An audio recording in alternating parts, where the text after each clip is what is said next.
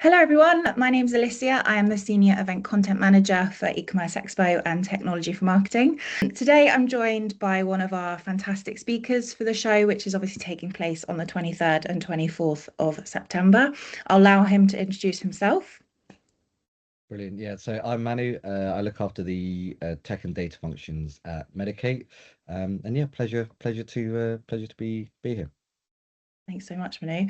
So, what we're going to be talking about a little bit today, Manu, is obviously a little bit around your career, how you got to where you are now at Medicate. Then we're going to talk a little bit about your kind of specific current role and expertise, and then we're going to finish off with a few kind of fun little quick fire questions. So, looking at the first question then, so you've kind of built your career at the kind of intersection of data, systems, and business growth. What were the kind of pivotal moments or decisions that shaped your path into leading data strategy at Medicate?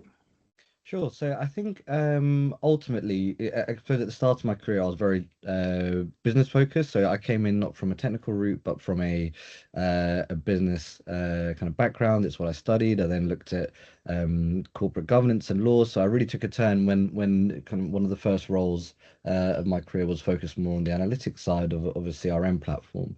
And then it went from there, and I just kind of fell in love with data and how it could help with the business. But in particular, it was really about how data or at least insights were being used to drive decisions that were ultimately helping business value or the goals of the business. So that's really how I came to, I guess, get stuck into the strategy side and really seeing how data can be useful opposed to just kind of a resource that people can tap into as they need, but actually how does it drive decisions that are being made across a company? Yeah, absolutely. And I feel like it's one of the most important parts of a business these days, with obviously making sure it's all correct and being used correctly in this kind of age of AI that we're entering as well. So I think it's such an important role. Um, so diving in a little bit deeper into the career aspect of things and looking a little bit more at your kind of early career, what's a kind of key assumption that you maybe had in those early days about kind of data and technology that you now maybe strongly disagree with?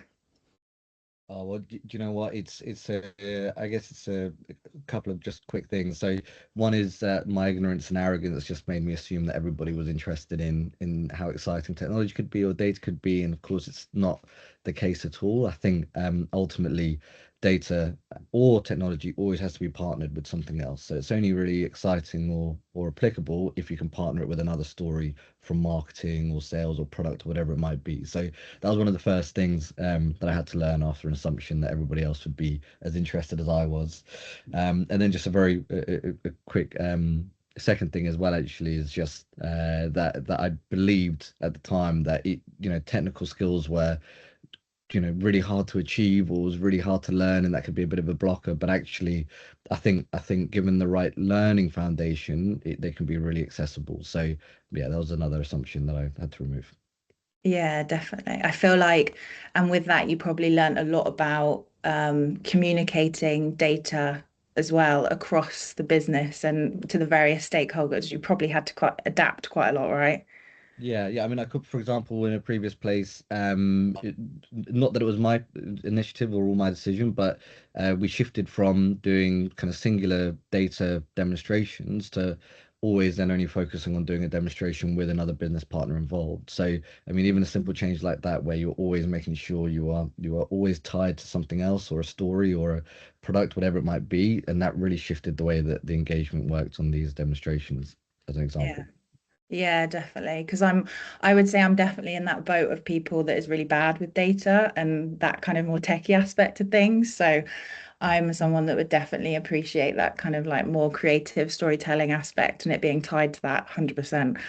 Um, so looking then deep, diving into a bit more about your kind of current role, Manu. So many brands kind of talk about this single customer view, but few actually kind of achieve it. What's the most common mistake you see teams making when they try to unify kind of D2C, marketplace, and in-store data?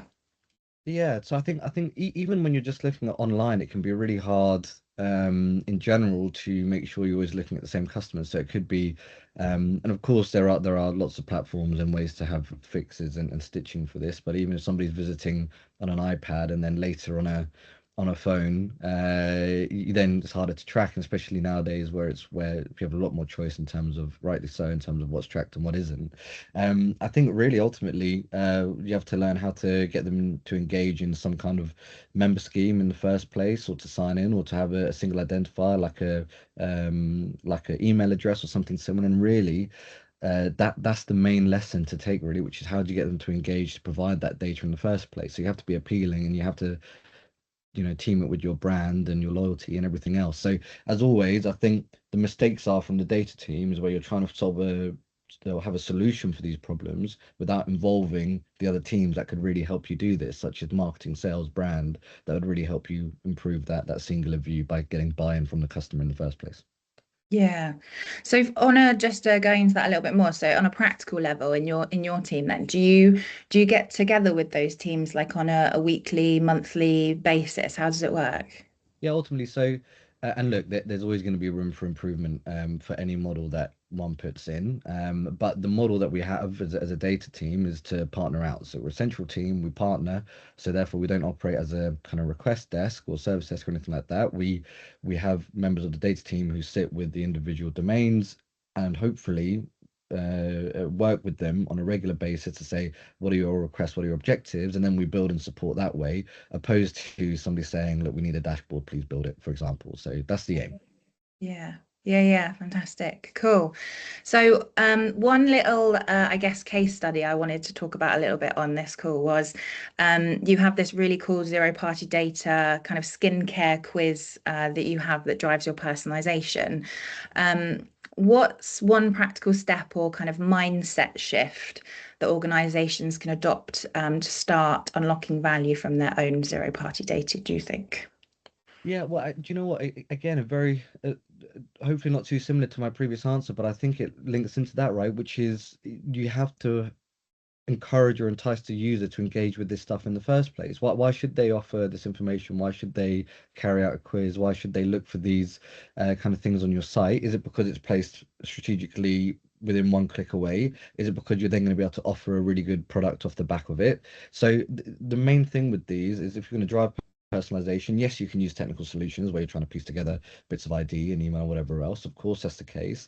But of course, if you're trying to get users to volunteer information, there has to be a good reason off the back of it. So, yeah, hopefully that answers that question. Isn't too linked to the former, but that's what I would say. Yeah, yeah, absolutely. So there has to be some kind of like value there, basically. Always, Yeah. always. Yeah, yeah, yeah, yeah. Um, so when it comes to working with those kind of like partners and marketplaces, where do you kind of see the biggest untapped opportunity for brands to kind of better use like shared data and obviously hopefully drive growth?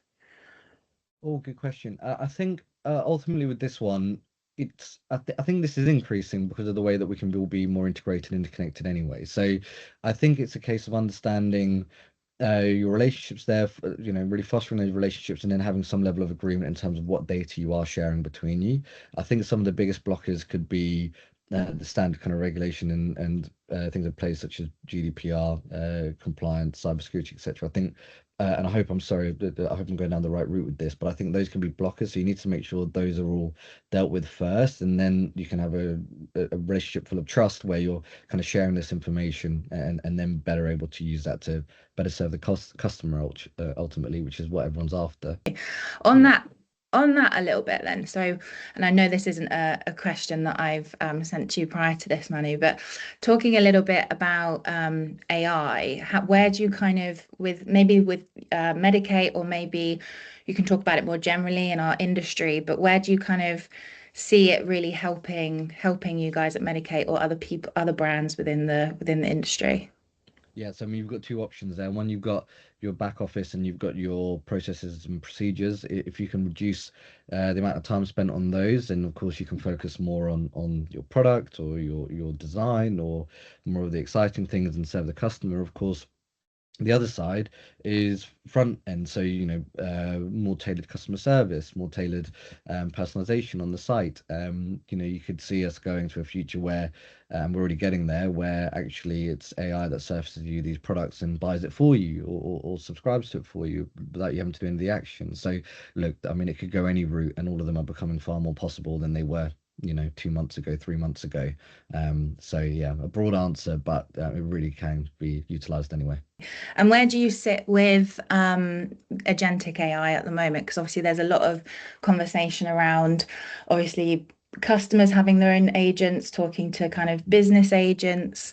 What how do you feel about that? And obviously there's obviously payments and things that sit within that and the worries around that. What's your opinion on that? Is it gonna come into fruition and work really well, or do you think it's something to be very, very cautious of? How do you feel about it? No, it will happen. It will happen, and I think it needs to be treated with maybe respect opposed to caution, right? Because as soon as payments and agentic purchases start coming into things, they need to be carefully secure and watched and monitored. But it's on the way, and with these providers now, and I think even Google, and actually hopefully this is correct information, but I think Google and Gemini have announced, or there's been rumors that they will announce ways to list items through some form of connection or upload that you can then, as a user, purchase through as well, and they'll be far more engaged with these payment gateways, etc. So it is coming. I think with AI, because of the nature of it, you just need to establish the trust first, and then these will be used for these sort of things. Cool. So moving into the quick fire questions then, Manu. So what's one data buzzword that you'd happily retire? Oh, well, we've just been talking about it, right? But I wish there were more ways to say AI, because I worry Yeah. that the value of it gets diluted. So yeah, Yeah, fair. I feel like putting the agenda together for eCommerce Expo and technology for marketing this year, that is I totally agree. I think I'm going to be quite sick of it. yeah, But it's all yeah, really important because it's what people care about at the moment. So it's all really, really, yeah, key. But agreed. so morning person or night owl? Morning, Yeah, me morning, all too, day. me too. One tool or platform you couldn't live without. Oh, well, I guess now it would be a bit of a cop out because it encompasses everything, but Google, right? I mean, it's just covering absolutely so many bases right now. So let's say Google or Google Cloud Platform. Hmm. Cool. And then best piece of career advice you've ever received? Probably own mistakes early on. I think, and with that, it try to be visible and transparent with the work you're doing and what you're doing, both in the sense of good things and bad things. Nice. A brand you think is doing personalization exceptionally well at the moment? Oh, again, a cop out because they're giant and not everyone has the same resources, but Amazon probably. Hmm. Yeah, yeah, fair. Um, if you weren't in data, what do you think you'd be doing? If I wasn't in data, I really enjoy decorating. So maybe a painter of some kind Nice. around houses. But yeah, I mean, like, when you're in data and you watch everything with AI, you think, what could AI not touch in 10, 20, 30 years, etc. So yeah, perhaps that. Yeah, Or fair. Oh, cooking. nice. I've always loved to cook as well, so maybe that as well. Oh, nice, nice. What a wholesome life you'd have. Yeah. And then finally, one habit that keeps you really productive. Oh,